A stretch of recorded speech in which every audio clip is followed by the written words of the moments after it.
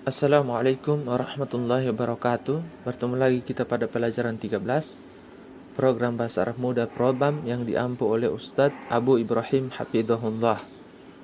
Kemarin kita sudah membahas masalah fi'il madi, fi'il mudhari, dan fi'il amar, serta telah mempelajari wazan dari fi'il dan sekaligus mentasrif fi'il-fi'il tersebut. Sekarang kita masuk pada masih pembahasan fi'il, yaitu jumlatul fi'liyah, ya, atau yang disebut dengan jumlah fi'liyah. Jumlah fi'liyah adalah kalimat yang sudah sempurna dalam bahasa Arab, itu diawali dengan fi'il atau didahului fi'il. Diawali fi'il. Makanya ketika kita menemukan ada kalimat yang diawali fi'il, maka itu disebut dengan jumlatul fi'liyah. Ya. Jumlah fi'liyah dibagi menjadi dua, fi'il lazim dan fi'il muta'addi. Ya, fi'il lazim dan fi'il muta'addi. Kemudian jumlah fi'liyah terdiri dari, ini yang perlu diperhatikan.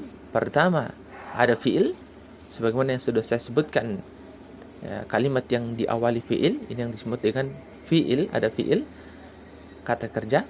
Kemudian ada fa'il, ya, fa'il yaitu subjek atau pelaku. Masih ingat? Fa'il adalah ketika kita melihat ada sebuah kata kerja fi'il, maka setiap fi'il itu mengandung dhamir. Dhamir itulah yang disebut dengan fa'il. Ya, dhamir itulah yang disebut dengan fa'il. Dan fa'il harokat akhirnya, ya, dan fa'il harokat akhirnya atau tandanya dengan rofa. Ya, fa'il atau harokat akhirnya dengan tanda rofa atau dhammah, ya. Kemudian ada juga maf'ulun bih, ya. Maf'ulun bih ini disebut dengan objek atau yang dikenai pekerjaan. Maf'ulun bih harokat akhirnya atau tandanya dengan nasab atau fathah, ya. Kita akan pelajari pada pelajaran pada pembahasan selanjutnya.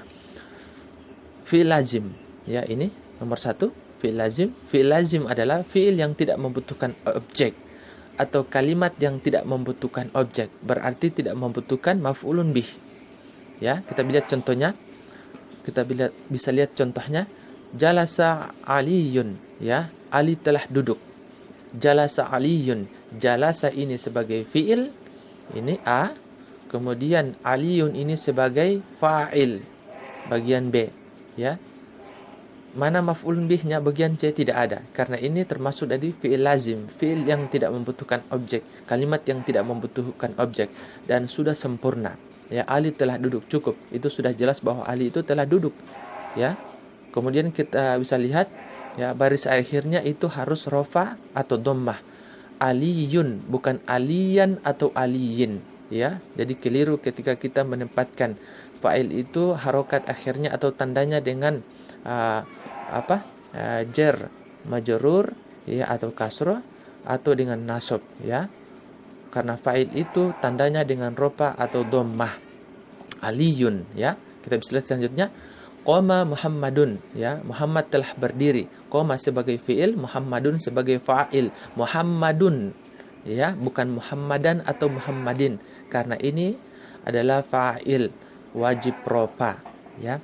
Ya. Bagaimana kalau dia kalimatnya perempuan, ya, seperti Fatimah telah berdiri, maka kita fiilnya itu menyesuaikan, ya, maka kita ganti fiilnya dengan berdhamir hiya. Qomat Fatimatu, ya, qomat Fatimatu, ada ta'nits tanda perempuan, ya, bukan menggunakan koma. Kalau koma ini berarti laki-laki, ya, fa'ilnya harus laki-laki. Kalau fa'ilnya perempuan, maka dia menggunakan qomat Fatimatu. Fatimah telah berdiri. Jalasat Maryamu, ya, Maryam telah duduk.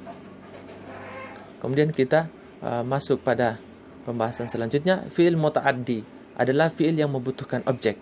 Kita bahas yang pada pembagian fi'il yang kedua. Fi'il muta'addi adalah fi'il yang membutuhkan objek.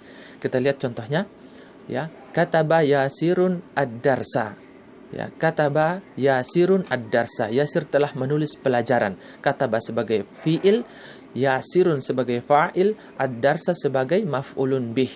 Ya. Dan sebagaimana yang kita ketahui, ya maf'ulun bih itu wajib nasab atau fathah. Tandanya dengan fathah, ya. Ad-darsa ya, bukan ad-darsu, ad-darsi. Bukan, tapi ad-darsa karena ini maf'ulun bih kecuali fa'il. Fa'il itu tandanya rofah atau doma yasirun, ya, bukan yasiran atau yasirin, ya, harus diperhatikan ini, ya. Kemudian contoh lainnya, qara'a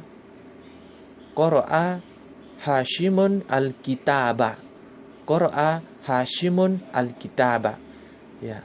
Kalau kita mengganti ini, maka ini ketika kalimatnya keliru, qara'a Hasiman al-kitabu, ini salah. Yang benar membacanya qara'a Hashimun al-kitaba, ya. Hashimun telah membaca buku. Qara'a sebagai fiil, Hashimun sebagai fa'il, al-kitaba sebagai maf'ulun bih. Itu cukup dari saya. Insyaallah ini bisa dipahami dan mudah dipelajari. Demikian dari saya. Assalamualaikum warahmatullahi wabarakatuh.